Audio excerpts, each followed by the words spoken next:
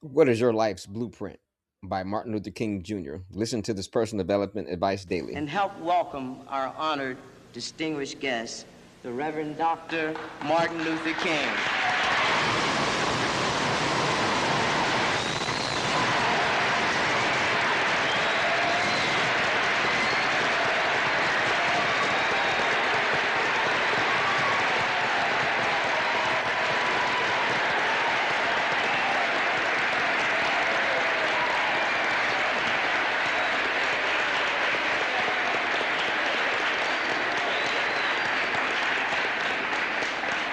Thank you very kindly.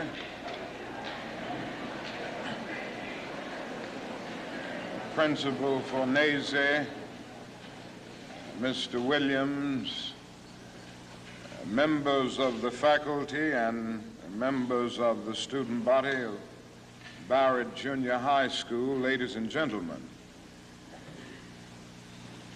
I need not pause to say how very delighted I am to be here today and to have the opportunity of taking a brief break in a pretty busy schedule in the city of Philadelphia to share with you the students of Barrett Junior High School. And I want to express my personal appreciation to the principal and the administration for inviting me and for giving me the opportunity to see this very fine and enthusiastic group of students here at Barrett. I guess I ought to start out with a commercial, and that is tonight we're going to have a great night in the city of Philadelphia at the Spectrum. Now, I know you've heard of that new impressive structure called the Spectrum. And I know you've heard of Harry Belafonte and Aretha Franklin and Nipsey Russell and Sidney Poitier and all of these other great and outstanding artists. Well, they're going to be here tonight at the Spectrum. And I hope that each of you will go home and tell your parents to be there tonight for this great Freedom Festival. And I hope you will come also, for it will be a great experience. And by coming, you will be supporting the work of the civil rights movement. Now that I've gotten the commercial out of the way, I'll move on and say some things that I want to say very briefly. And I'm being very honest, I'm going to be brief because I have other engagements. I don't have a tradition of being brief all the time. You know, I'm a Baptist preacher, and we can talk a long time. But I'm going to really be brief today. I want to ask you a question, and that is, what is in your life's blueprint? This is the most important and crucial period of your lives, for what you do now and what you decide now at this age may well determine which way your life shall go.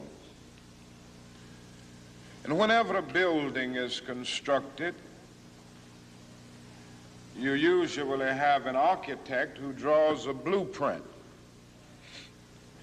And that blueprint serves as the pattern, as the guide, as the model for those who are to build the building. And a building is not well erected without a good, sound, and solid blueprint. Now, each of you is in the process of building the structure of your lives. And the question is whether you have a proper a solid and a sound blueprint.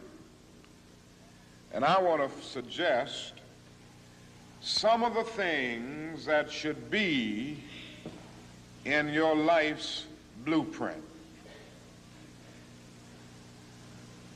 Number one in your life's blueprint should be a deep belief in your own dignity, your own worth, and your own somebodyness. Don't allow anybody to make you feel that you are nobody. Always feel that you count. Always feel that you have worth. And always feel that your life has ultimate significance. Now that means that you should not be ashamed of your color. You know, it's very unfortunate that in so many instances our society has placed a stigma on the Negro's color. And you know, there are some Negroes who are ashamed of themselves. But don't be ashamed of your color. Don't be ashamed of your biological features. Somehow you must be able to say in your own lives and really believe it, I am black but beautiful. And believe it in your heart.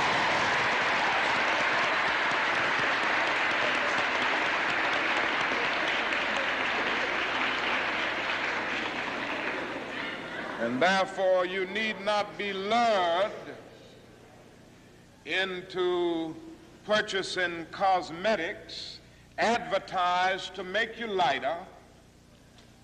Neither do you need to process your hair to make it appear straight. I have good hair, and it is as good as anybody else's hair in the world. And we've got to believe that.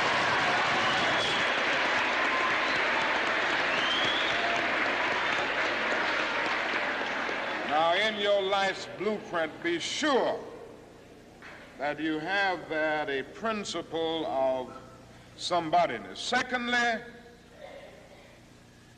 in your life's blueprint, you must have as a basic principle the determination to achieve excellence in your various fields of endeavor. You're going to be deciding as the days and the years unfold what you will do in life, what your life's work will be. And once you discover what it will be, set out to do it and to do it well. And I say to you, my young friends, that doors are opening to each of you. Doors of opportunity are opening to each of you that were not open to your mothers and to your fathers. And the great challenge facing you is to be ready to enter these doors as they open. Ralph Waldo Emerson, the great essayist, said in a lecture back in 1871 that if a man can write a better book or preach a better sermon or make a better mousetrap than his neighbor, even if he builds his house in the woods, the world will make a beaten path to his door. That hadn't always been true, but it will become increasingly true. And so I would urge you to study hard, to burn the midnight oil. I would say to you, don't drop out of school, and I understand all of the sociological reasons why we often drop out of school. But I urge you, in spite of your economic plight, in spite of the situation that you are forced to live so often with intolerable conditions, stay in school. And when you discover what you're going to be in life, set out to do it as if God Almighty called you at this particular moment in history to do it. And just don't set out to do a good Negro job, but do a good job that anybody could do. Don't set out to be just a good Negro doctor, a good Negro lawyer, a good Negro school teacher, a good Negro preacher, a good Negro barber, a beautician, a good Negro skilled laborer. For if you set out to do that, you have already flunked your matriculation exam for entrance into the University of Integration. Set out to do a good job and do that job so well that the living, the dead, or the unborn couldn't do it any better.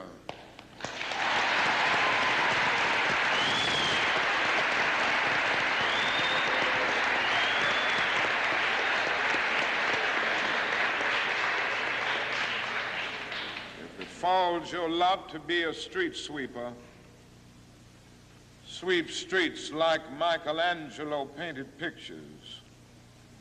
Sweep streets like Beethoven composed music. Sweep streets like Leontine Price sings before the Metropolitan Opera. And sweep streets like Shakespeare wrote poetry. Sweep streets so well that all the host of heaven and earth will have to pause and say, here lived a great street sweeper who swept his job well.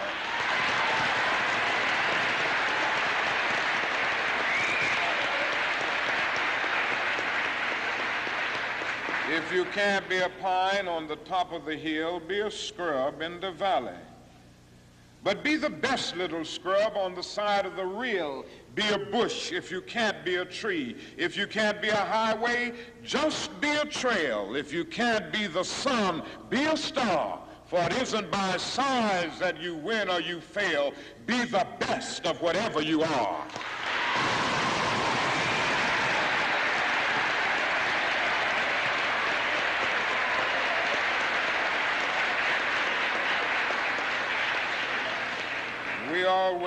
We already have some noble examples of black men and black women who demonstrated to us that human nature cannot be cataloged. They in their own lives have walked through long and desolate nights of oppression, and yet they've risen up and plunged against cloud-filled nights of affliction, new and blazing stars of inspiration. And so from an old slave cabin of Virginia's hills, Booker T. Washington rose up to be one of America's great leaders. He lit a torch in Alabama, and darkness fled in that setting. Yes, you should know this because it's in your own city. From a poverty-stricken area of Philadelphia, Pennsylvania, Marion Anderson rose up to be the world's greatest contralto, so that a Toscanini could say that a voice like this comes only once in a century. And Sibelius of Finland could say, my roof is too low for such a voice, from the red hills of Gordon County, Georgia. And the arms of a mother who could neither read nor write, Roland Hayes, rose up to be one of the world's great singers and carried his melodious voice into the palaces and mansions of kings and queens. From crippling circumstances, there came a George Washington Carver to carve for himself an imperishable niche in the annals of science. There was a star in the diplomatic sky. And then came Ralph Bunce, the grandson of a slave preacher. And he reached up and grabbed it and allowed it to shine in his life with all of its scintillating beauty. There was a star in the athletic sky.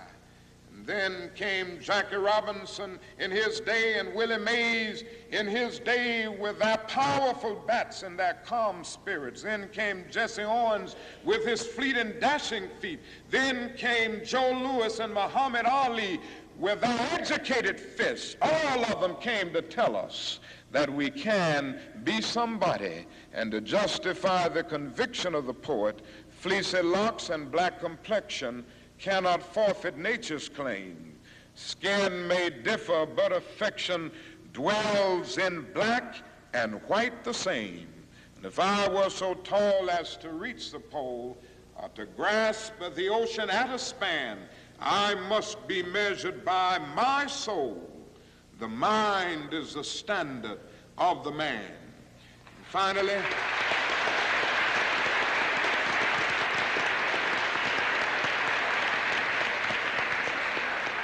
finally, in your life's blueprint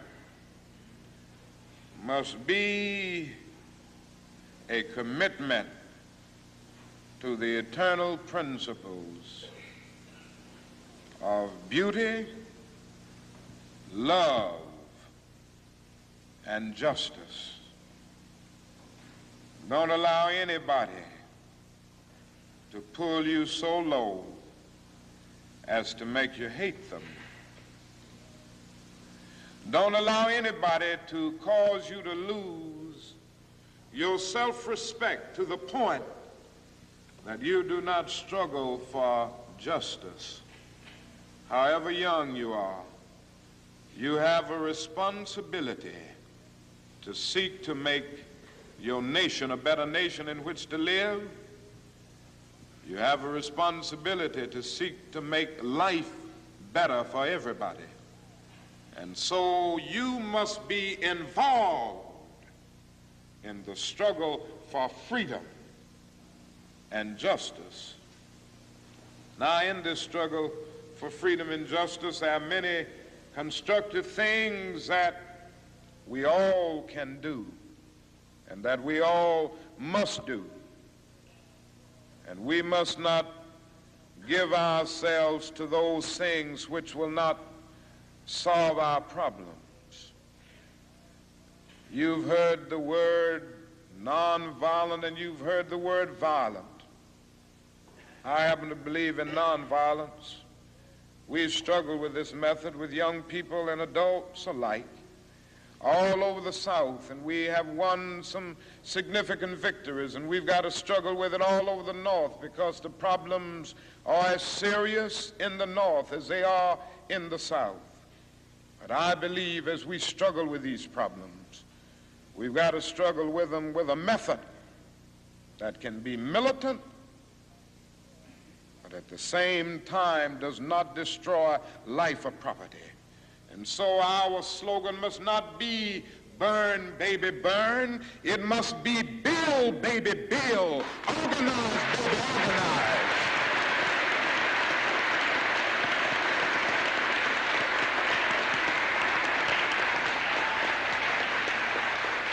Yes, our slogan must be learn, baby, learn, so that we can earn, baby, earn.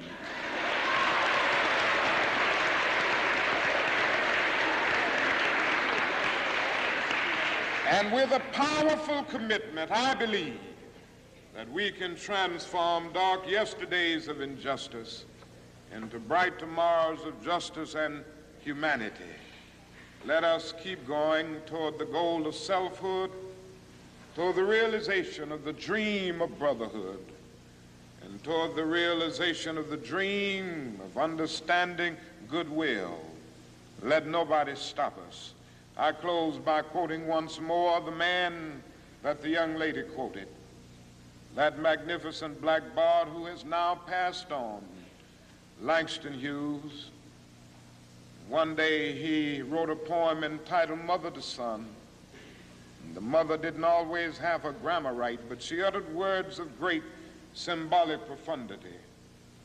Well, son, I'll tell you, life for me ain't been no crystal stad. It's had tacks in it, boards torn up, places with no carpet on the floor, bare. But all the time, I's been a-climbing on and reaching landings and turning corners and sometimes going in the dark where there ain't been no light. So, boy, don't you stop now. Don't you sit down on the steps 'cause you find this kind of hard. But I's still going, boy.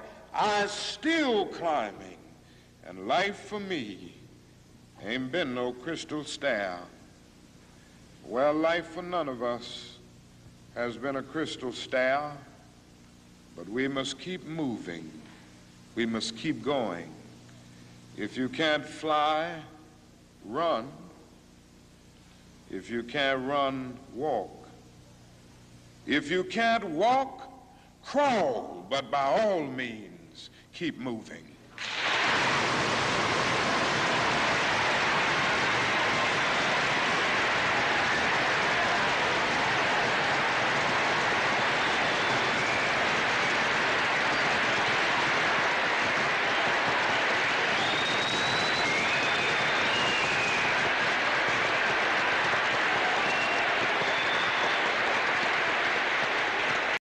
Thanks for watching. Please like, comment and subscribe.